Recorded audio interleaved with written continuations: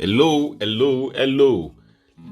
It's me, Victor, James, VJ, back here again to talk, to speak. For the first time, back-to-back weekly podcast. For me, that's an achievement. I clap for myself. I have tried. So, where am I today again? I just want to talk today. I have a lot of topics that I have not touched, philosophical, and but today I am led by myself, by my spirit, to share stories from my UNIBEN days. So I know some persons will be very happy to hear this. So I have to first of all say this disclaimer.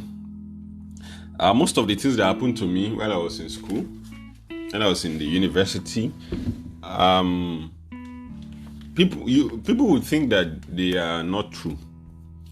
So that most times when I share them, people always feel that, especially those that didn't attend University of Benin, they always feel maybe, and I always needed to clarify it that to people that this is a real story. This happened. This happened. It's not a matter of I didn't cook it up, even though I have great imagination by God's grace. But it happened. I saw it. So I would share a bit of those stories now. I just want to thank those that responded. I had a lot of responses from my last podcast asking me to clarify this or that. And I was happy to do that because it was a kind of a touchy subject. Time will always be an interesting subject to discuss, and understanding of it is paramount to we fulfilling our destiny. And it is. So people will need a lot of clarification because of the weight and significance of the topic. But today, so thank you to everyone who asked a question and gave a feedback. I hope you would also give a feedback for maybe it was the feedback that was the fuel to my engines to come again today. I want to share a story. So let me start from the story I shared in the last podcast. So that I talked about, there was a bomb threat in the University of Benin. So I would share that story in detail now. I think it was around, so let's say the beginning of a week, the news just spread around, rumors spread around the school, the classes, the rooms. I was living in all four in the school hostel, so it was easy for the news to get around. They said some terrorist group. It was that time I'm talking about. I think it was in 2011 now. So it was Boko Haram that was. They were quite. It was their time at that moment in the country, in Nigeria. They were striking, and it was a terrible time. Let's hope that it's in the past tense. Amen. So we just said that they have sent a letter to University of Benin, University of Ibadan, and I think UNILAG, that they were going to bomb our schools, these schools that they have mentioned in the letter. So they said they published the threat on his website. Nobody checked. I didn't check. So even if you check, then you can't find it. It doesn't. It doesn't matter. Immediately the news went around from Monday. So they said the bomb would be detonated by Friday. I think it was a Wednesday. But let me say Friday. I think it was a Friday. Yes, I think it was a Friday. They said they promised that it would be a Friday, but they warned us, as a very gentlemanly behavior of a terrorist. They warned us. Let's thank them. So, so they said that they're going to bomb University of Benin by Friday. So, I hope the Spotify that is hosting this my podcast will not flag my podcast now, because I've been mentioning this bomb. Please, okay, let's trust the artificial intelligence to know that I'm sharing a story. Okay, so Monday, everybody, when the news came, we were laughing. That's how UNIBEN, maybe it's one of the reasons why Even terrible situations still today, whether in my life or people. There is always the sense, my mind always tell me to first laugh at it, but I always control myself so that people will not think I'm a witch. All right, so that was how people started. At first, Monday, people were laughing at the matter, discussing it everywhere in the school. Say, it can't happen. It's not going to happen. It's just a fake news, a rumor. Wednesday, the same thing. It's a rumor, Jare. It won't happen. It won't happen. Don't worry. Wednesday, Thursday, the classes were now emptying. I always read in a medical complex, so when I went there was almost nobody. Oh well, on Thursday. So yeah, so by Thursday the news confirmed that the bomb would be detonated by 3 o'clock. So 3 o'clock, I can't forget that time. They said it was going to be detonated by 3 o'clock. So of course, hey,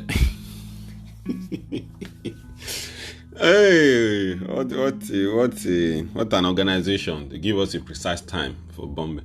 So by 3 o'clock on Friday. So when I went to read, my sister, my elder sister Victoria called home, told my parents at home that Boko Haram said they would bomb UNIBEN. So of course my mom would say, please come home. We're living in Akure to Benin City was about 3 hours.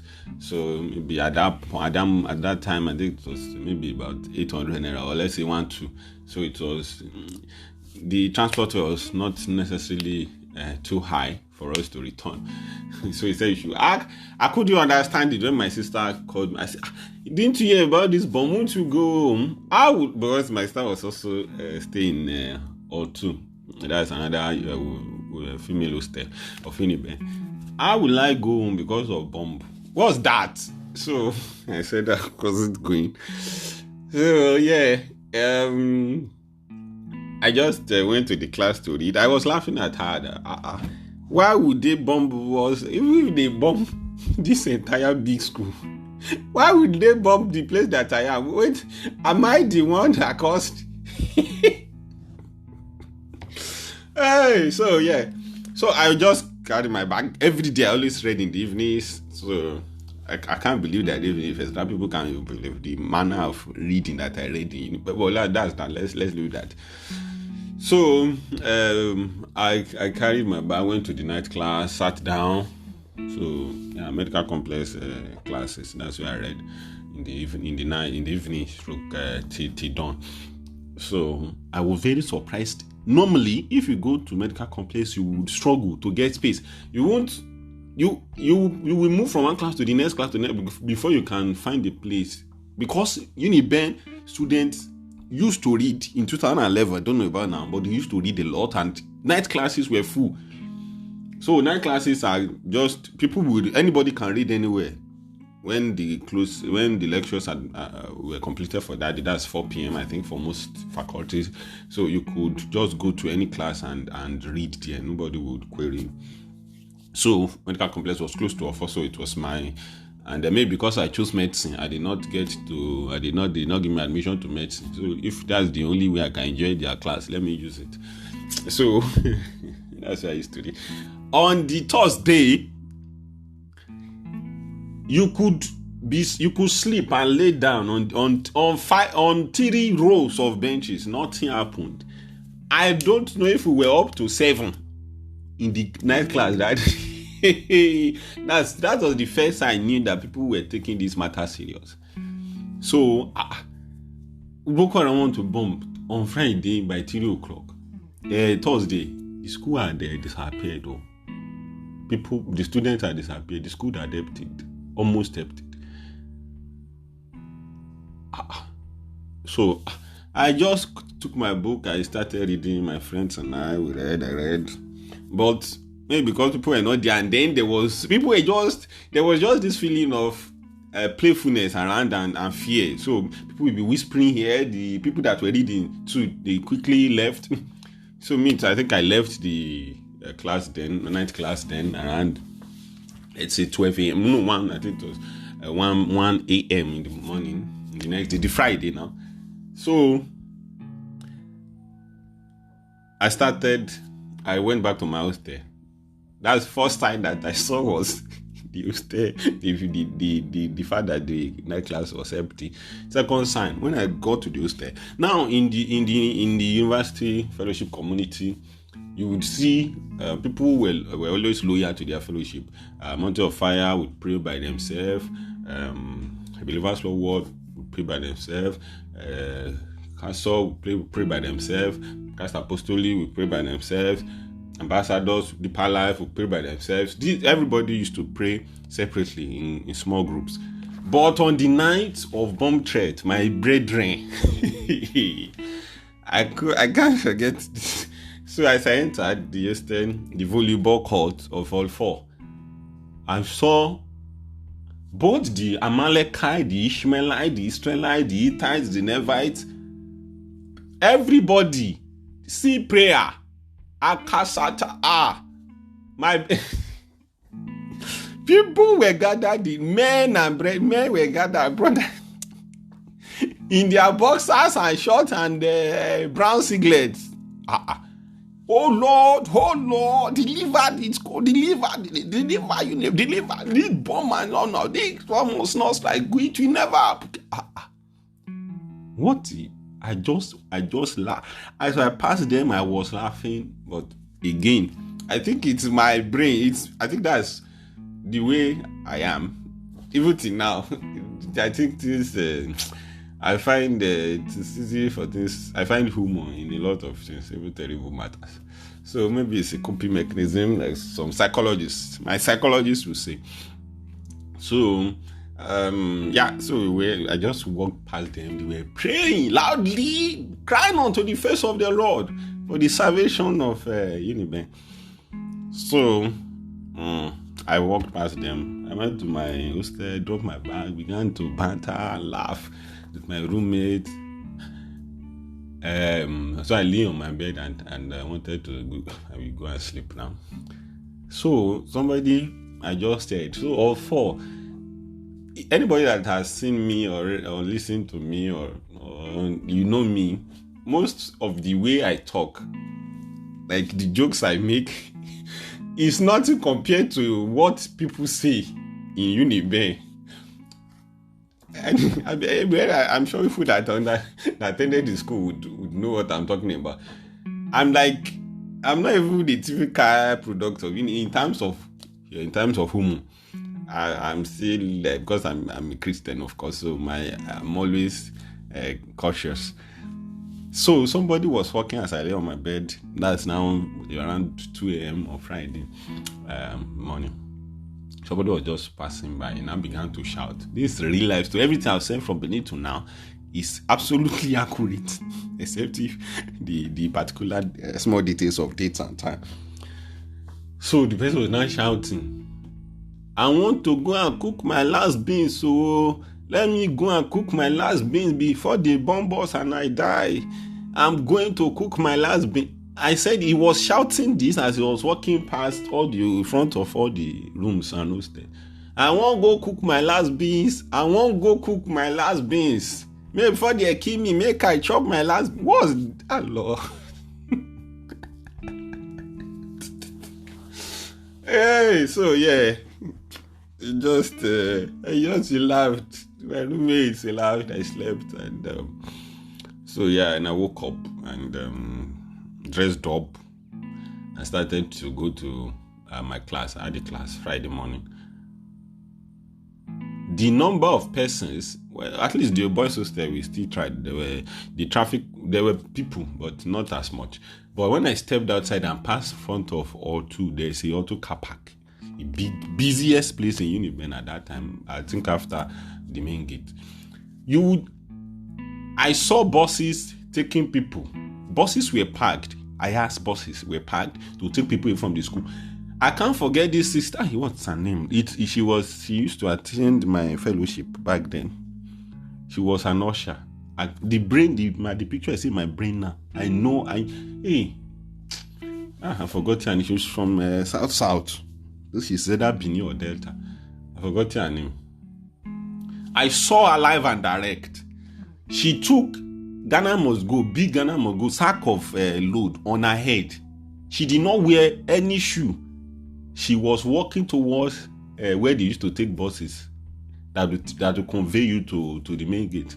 Real life, I was walking to class. I had my backpack behind me. I was going to attend my lecture theater. I saw this sister. We attend the same church. We believe in the same Heavenly Father. We listen to the same man of God. She carried everyone on her head. University student. She carried on her head. She was going. See alacrity. No shoe. I'm telling you, she did not wear a shoe. I'm not figuring. No, this is not figuring. Okay. So I laughed and laughed and laughed on my own as I went to school. As I went to to attend my class. I got to the class. Brethren, nobody was there. In the faculty was empty. The faculty, this is like 10 a.m. So there were supposed to be people there bustling around activity. This faculty of sciences. The place was empty. I went to the class. We were supposed to have a botany course, I remember. The lecturer did not come. I think the only lecturer that came that day was one deeper life woman who like Paul Apostle she was ready to die at her post. I'd be a good soldier. So that I'm not even sure she taught us. I can't remember because it seems the environment was now very, very pensive, and so nobody could teach when our colleagues too did not come. So I saw this woman. I know I can see a picture in my head now. I knew her then too. So because we used to attend the same church. So so yeah. And then the class ended and I returned home. I returned to the hostel. So now becomes everybody were running. So because people were running away from the school, so it means more people, fear spreads quickly. So quickly, I think many people too began to leave. By 3 p.m., which was the time of the bomb, I don't know. I think we were about 15% that were remaining. My roommates who laughed with me when that guy was shouting, I want to cook my last meal before I die. Most of them that were staying in Benin, they had gone. They went home. The school was at its least populated since I've been there. So yeah, nothing happened 3 p.m., 3:01. I'm not even sure. Probably I just asked God where if bomb blew. But 2011, I was very confident of nothing can happen to me. So I just pray. I'm sure I would pray now. Say, well, in case something happen, God have mercy on me. Let me enter heaven. Even though I know nothing will happen, but like Shadrach, Meshach, and Abednego, in case just find the place for me in heaven. But 3:01, 3:02, people began to check time. Where the bomb day?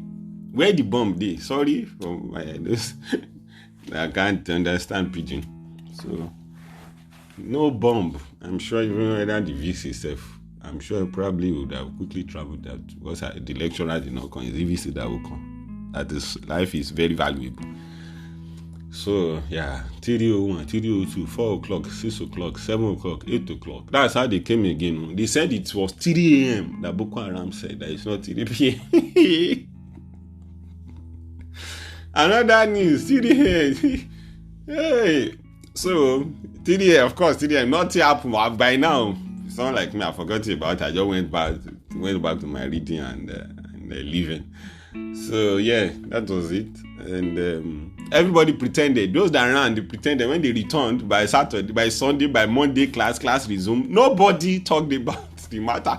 Those that ran, they pretended they didn't know. That sister that carries sack on her head, I now saw her later doing usher work, waking people up, counting people in church. I did not tell her to. So yeah, that was it. So that's one. I thought I'd be able to share more than one, but that's one story I would hopefully share. Maybe I would add that to the series of things I talk about here.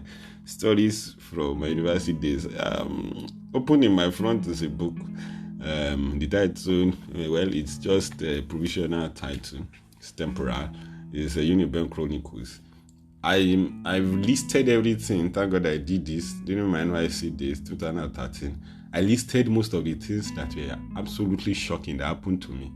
And I'm telling you now, scrolling through this list, I think I have more than 50 things that happened that you couldn't believe.